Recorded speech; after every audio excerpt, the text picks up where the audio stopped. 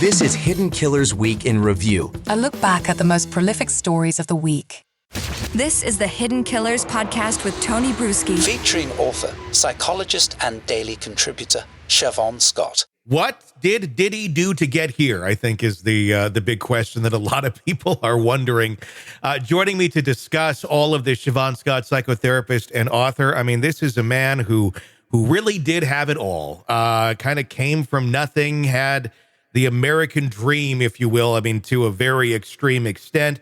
Built businesses, built an empire, had the money, had, everything. I mean, and there's a lot of things he had, too, that weren't too good that have been brought up over the years. But now, oh, my goodness, the allegations that have been made against him civilly, not yet criminally, at least as of this recording, are pretty shocking. Siobhan, let's kind of start here. I know it's a very wide question, but you're starting with someone who doesn't have anything and building it all the way to such successes. How does it happen to go to this level of, normalcy to depravity? Yeah, it's really in the bizarre category. It makes some of the other perpetrators who have been in the news. I thought of Bill Cosby. We were all horrified by that. Famous guy, had everything, and ended up with this, proven history of being a predator. And I think that's really where it goes, is this kind of behavior doesn't just start at some point in adulthood. This is a person who was aberrant from way back. And, you can say probably multiple paraphilias, these bizarre sexual drives that can become very addictive. And so I would say, this is a person with multifaceted personality aspects that he apparently kept undercover to some degree very effectively. And then because of his wealth and power over the years, just became increasingly bold and got away with things. I mean, is it because your level of normal, just keeps raising, and where the rest of society is sitting, okay, this is like acceptable here, but you keep going here and here and here and here. You no longer see where that line is. And you have that level of wealth and insulation from the rest of the world that you just, I don't know. I mean, it's just kind of mind blowing, I think, to a lot of us that one person, that a person could get there. Obviously there's horrible people who have, no money and wealth and no status that are into these sort of things. But to have all of that and to risk it all and to throw it all away on some of these things, it's shocking what people can do in an insulated environment. Very insulated environment. Power comes with that kind of wealth.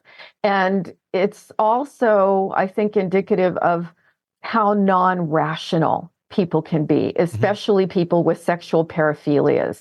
And of course, people on the lower socioeconomic stratus get caught. Often they get caught very quickly.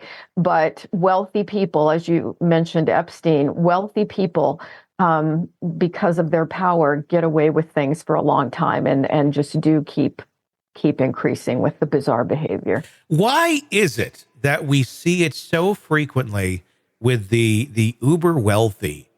They're this thing for kids, this pedophilia thing that goes on. I mean, and it's shocking how common it is. I think it's even more common than a lot of us think it is or want to believe it is, especially on this level. I mean, is this something where these individuals experience some sort of trauma at a younger age, then are repeating the pattern? I mean, that's what we typically see with people who are not on that sort of level. Or is this something where it's just like, I don't know. I mean, you get to a certain level and you're just bored with everything else, and somehow this clicks in your mind as a good idea. I just can't contemplate it and there's many people who don't go down that road, but I just don't know how someone who's a healthy individual at some point later in life, it clicks over going, I like kids. It's just, it doesn't make sense. Yeah. The tendency to have these aberrant sexual appetites and drives doesn't just happen in adulthood. That has been there from the get-go, from usually early adolescence. Do they all have abuse histories? About a third of them do. which means 2/3 of them don't. And so that's when we go back to, do we really understand what produces in the brain mapping people who are attracted to aberrant sexual behavior? I think for someone who has evolved in life to have this amount of wealth and power, the power that they can have over women and children who are typically less able to defend themselves, that becomes in itself a high that they get. Look what I can get away with. Look at all the control I have. Where if they were going after, people with equal power in life, they wouldn't get away with it. They would be reported and held accountable.